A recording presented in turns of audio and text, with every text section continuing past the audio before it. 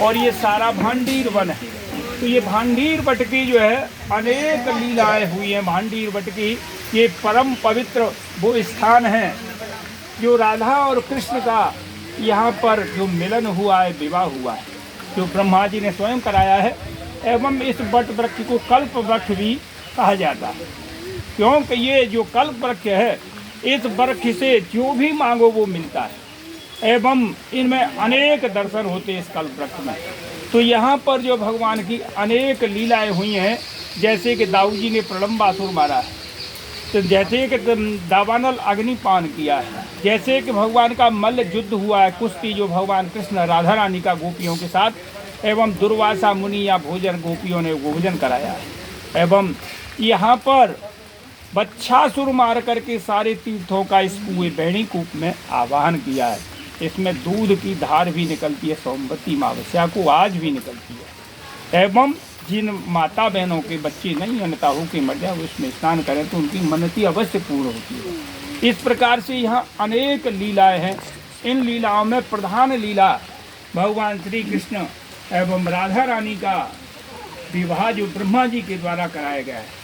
तो ये जो कल्प वृक्ष है, ये उसी समय का 5,500 साल पुराना कल्प वृक्ष है, क्योंकि ये वृक्ष इतना लंबा था, इतना जो है सघन था और इतनी चौड़ाई में फैला हुआ था। ये 15 किलोमीटर का एरिया इसके जो कवर करता था। जमुना जी इसके नीचे होकर बहती थी और ग्वाल वाल पल्ली तरफ से चढ़ती यहाँ करके उतर जाती थी। और दोपहर का भोजन छाक लीला एक दूसरे से छिना करके एक दूसरे के हाथ से खाया करते थे, ऐसी लीला करते थे। तो उसी समय ये लीला जो ब्रह्मा जी ने देखी है, क्योंकि ब्रह्मा जी देखते कि ऐसा जो, तो एक दिन क्या हुआ, मधु मंगल और स्त्री सुदामा दोनों खट्टी छाछ लाया करते, क्योंकि थोड़े गरीब घर से थे तो अपना अलग बैठते थे, कहीं ऐसा नहीं हो कि जो है भगवान कृष्ण देख ले। तो इसलिए दूर जाकर के वो भगवान क्या करते कि अपने को तो उन्हें खिला देते थे और स्वयं उनकी जो है छाछ को पी जाते थे।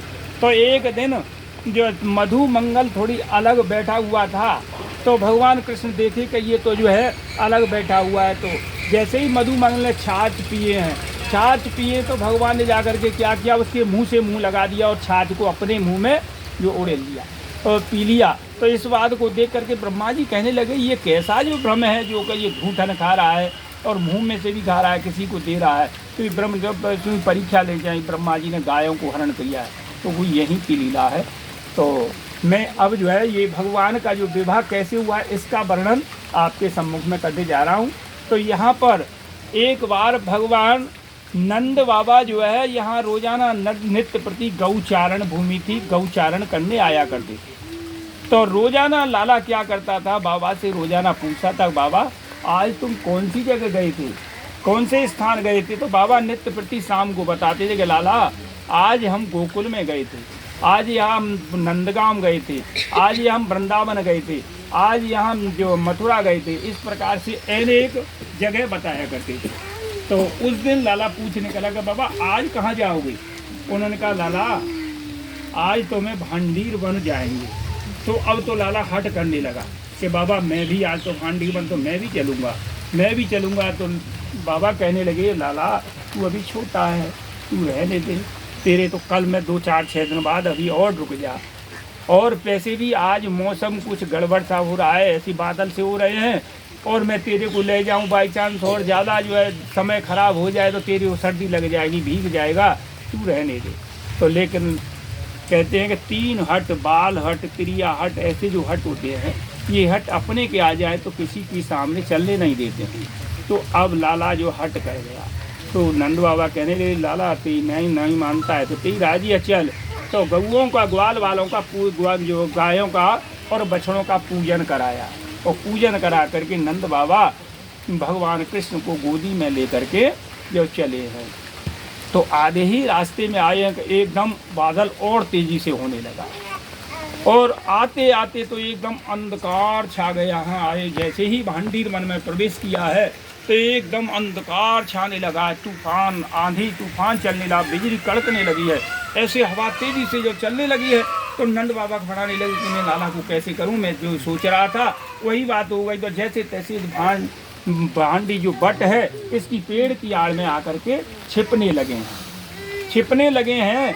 तो उसी बीच में क्या देखे हैं कि एकदम उन घनघोर घटाओं से, बादल से एकदम दिव्य तेज प्रकाश भयो, और इतना तेज प्रकाश भयो कि हजारों सूर्य के समान तेज प्रकाश भयो। तो एकदम उसमें से छोटी सी कन्या और बाबा के सामने इधर उधर घूम रही है और कह रही, बाबा तुम अपने लाला को मुझे न दे दो, तुम्हारे लाला को ठंडी लग जाएगी, सर्दी लग जाएगी।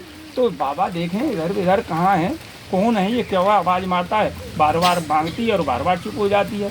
इस प्रकार बाबा कहने लगे, देवी आप तू कौन है, मैं तो तेरे को देख भी नहीं पा रहा हूँ, तू जो कहाँ से आई है मेरे को पता ही नहीं।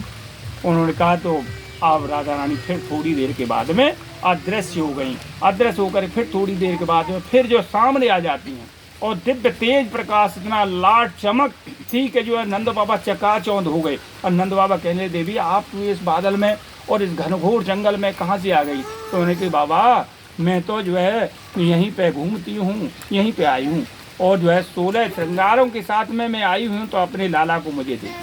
और कहने लगे मेरा नाम राधा रानी है। इस प्रकार से जब राधा रानी नाम सुनो तो नंद बाबा समझ गए कि मैंने गर्गाचार्य जी के मुख से नामकरण के समय ये बात जो है गर्गाचार्य जी के मुख से सुनी थी, कहीं वही राधा रानी तो नहीं हो।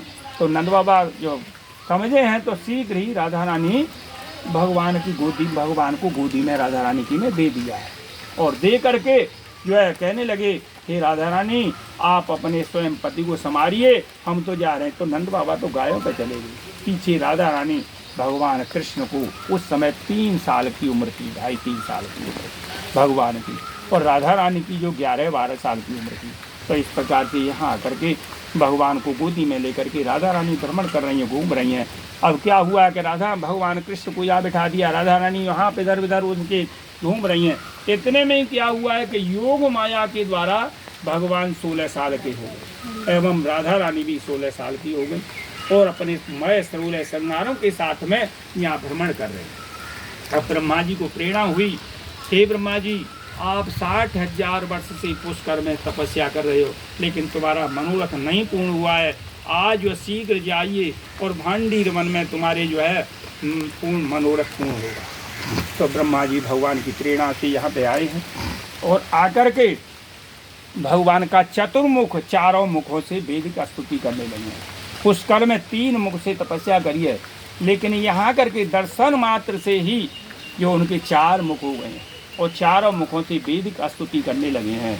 इस पर भगवान प्रसन्न हो उनका, ब्रह्मा जी आप वर मांगिए, जो क्या मांगते हो। तो ब्रह्मा जी कहे, प्रभु मेरा तो जो है कन्यादान लेने से श्राप मुक्त हो सकता हूँ, तो मैं राधा रानी का कन्यादान, तो मैं आपका पाणी ग्रहण कराना चाहूँ। तो भगवान ने कहा तथास्तु शीघ्र करिए। तो ब्रह्मा जी यहाँ अग्नि को प्रकट किया है और ये बट वृक्ष को साक्षी करके जो है वैदिक मंत्रों के द्वारा ये विधिवत कार्य कराया है, सप्तपदी के द्वारा, 7 भावनों के द्वारा। अब जो ब्रह्मा जी से गोपियाँ कहने लगी, ब्रह्मा जी आप जाइए, तुम्हारा कार्य पूर्ण हो गया, अब तो हमारा लेडीज कार्य है, अब जो लेडीजें कराएंगी। अब तो ब्रह्मा जी जब कहे हैं तो राधा रानी ने फिर उनको रोक लिया और कहने लगे, ब्रह्मा जी रुकिए, आपने जो हमारा ये यज्ञ कार्य कराया है इस बात को कहीं पे कहना नहीं, प्रचार प्रसार नहीं करना है। उन्होंने कहा क्यों, कि मेरे इस स्थान पर जो व्यक्ति आएगा वो पाप से मुक्त हो जाएगा और उसको बार बार पुनर्जन्म की प्राप्ति गर्भ में नहीं आना पड़े। इस पर ब्रह्मा जी कहे हैं, कहे माना नहीं, कहिए तुम कह रही हो कि ये पाप से मुक्त हो जाएगा, तो यहाँ तो अनेक प्रकार के संसार में प्राणी पाप करेंगे और कहेंगे चलो भांडीर वन चलते हैं और वहाँ हमारे पाप की मुक्ति हो जाएगी। तो राधा रानी कहने लगी, ब्रह्मा जी ऐसा नहीं है, जिस पर मेरी कृपा होगी, जिस पर मैं कृपा करूँगी, और आज जो मेरे समय में पेड़ के रूप में, पक्षी के रूप में और मिट्टी के रूप, जो जिस रूप में है वही व्यक्ति यहाँ आएगा, नहीं तो केवल वृंदावन आएगा और वृंदावन से चला जाएगा। और यहाँ करके मेरे प्रसाद में से थोड़ा भी ग्रहण करेगा, उसके जन्म जन्म में 14 मन मंत्रों